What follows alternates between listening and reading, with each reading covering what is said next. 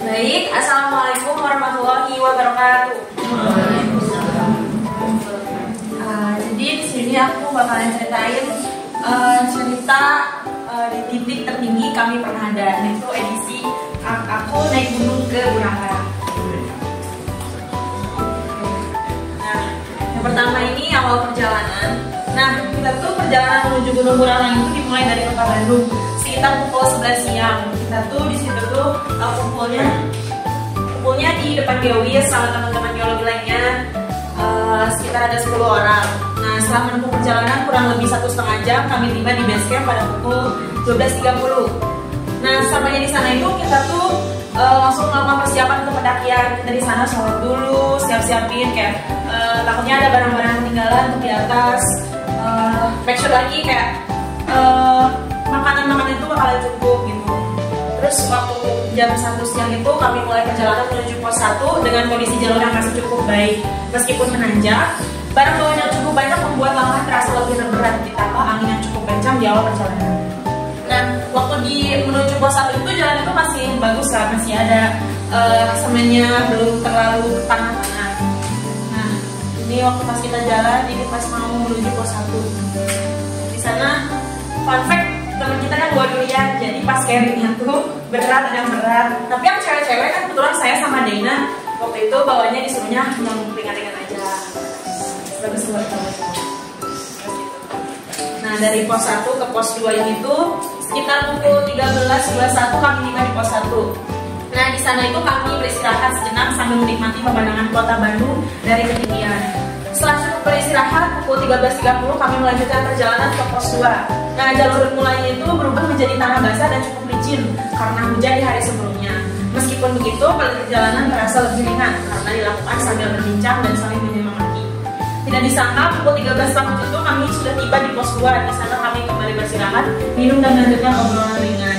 Nah, ini waktu pas di pos 1, temen kami tuh ikut potong, sebenarnya ada Zaki naik ke atas. Terus waktu pas di sana tuh, pas Zaki naik ke atas, kebetulan anginnya tuh kan kencang. Sedangkan si bukan ini tuh, sihirnya tuh agak-agak, aku udah mulai rapuh gitu. Jadi pas ada angin yang kencang tuh, Zaki itu bergoyang-goyang. Tapi ini seru gitu, kayak aku jatuhnya apalagi bawa ini waktu itu. Lanjutin. Nah, ini ada perjalanan ke pos 3. Nah, pendakian dilanjutkan menuju pos 3 pada pukul 13.57. Medan yang dilalui itu semakin menantang dengan tanah yang licin dan akar-akar besar yang tersebar di sepanjang jalur.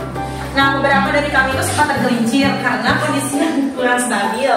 Meskipun begitu, kami tetap melanjutkan perjalanan dengan hati-hati. Setelah perjalanan cukup menguras tenaga, akhirnya pada pukul 14.24 itu kami tiba di pos 3. Kami memanfaatkan waktu untuk duduk mencari sinyal serta mengisi tenaga dengan air dan makanan seperti coklat. Nah, kalian bisa lihat ini waktu pas jalannya itu licin banget.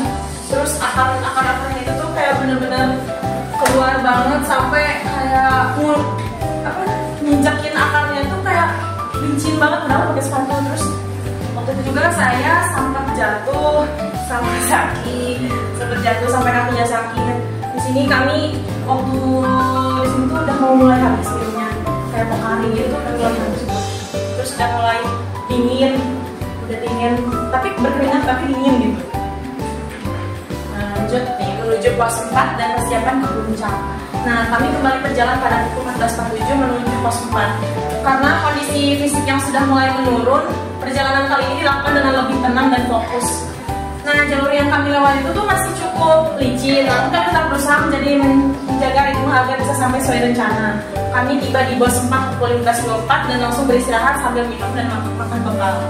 Nah, beberapa dari kami juga tuh memanfaatkan waktu untuk berfoto dan bersantai sejenak sebelum melanjutkan perjalanan terakhir menuju puncak.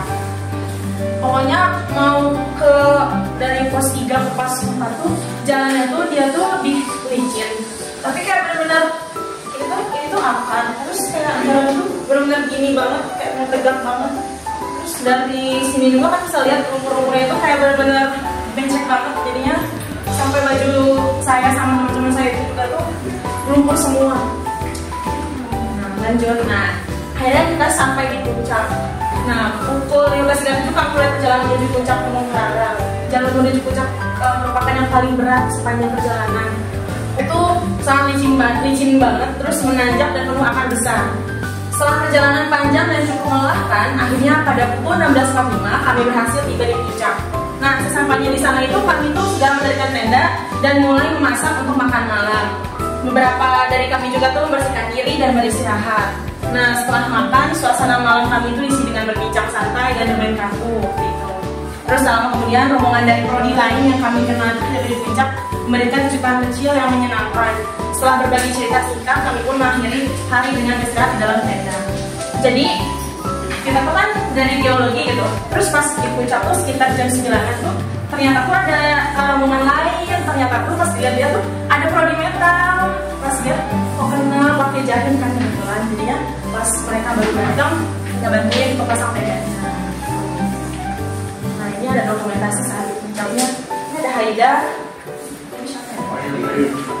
Oh iya, sama waktu pas di atas tuh yang masaknya tuh cowok-cowok, bukan cewek-cewek. Jadi cewek-cewek bener-bener udah sudah punya makanan gitu. Ini waktu pas pagi-paginya aku sama Dena, terus ini pas mau pulang kita foto dulu sama dari mental. Mungkin ini ada sepatah dua kata dari aku. Bukan seberapa tinggi gunung yang kita daki yang paling hati, tapi kebersamaan di setiap langkah yang tak akan pernah bisa berubah.